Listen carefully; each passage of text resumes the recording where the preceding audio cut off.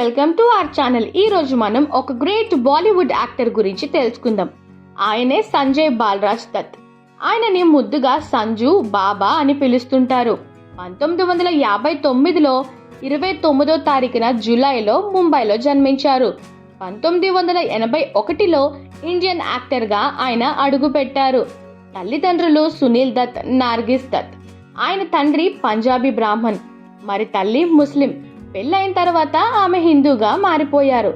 వీరిద్దరు కూడా యాక్టర్స్, అలాగే పొలిటీషియన్స్ కూడా. సంజయ్ దత్ మొదటి భార్య రిచా శర్మ 1987లో పెళ్లి చేసుకున్నారు. 1996లో ఆమె మరణించారు. తర్వాత రియా పిల్లైని 1998లో వివాహం చేసుకున్నారు. ఆ తర్వాత 2008లో వీరు విడిపోయారు. ఆ తర్వాత మన్యతా దత్కి 2008లో వివాహం చేసుకున్నారు. ఆయన పిల్లలు శారన్ దత్, త్రిషాల దత్ మరియు ఇక్రా దత్.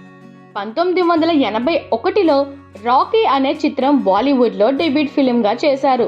2023లో ఆయన చేసిన లియో చిత్రానికి అక్షరాల 8 కోట్లకు పైగా రెమ్యునరేషన్ తీసుకున్నారు.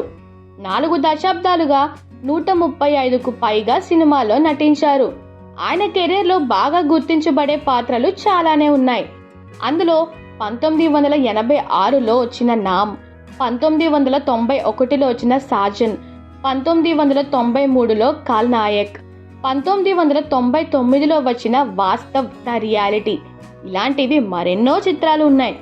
బ్రేక్ వచ్చిన సినిమా అంటే 2003లో వచ్చిన మున్నాబాయ్ ఎంబీబీఎస్ సినిమా అని చెప్పొచ్చు. అలాగే బాలీవుడ్ బిగ్ బాస్ సీజన్ 5కి హోస్ట్గా కూడా చేశారు. స్టార్ స్క్రీన్ అండ్ IIFA ఇలాంటి మరెన్నో గ్రేట్ అవార్డ్స్ను తీసుకున్నారు. భారతీయ సినిమాల్లో ప్రముఖ వ్యక్తిగా ప్రేక్షకులలో నిలిచిపోయారు.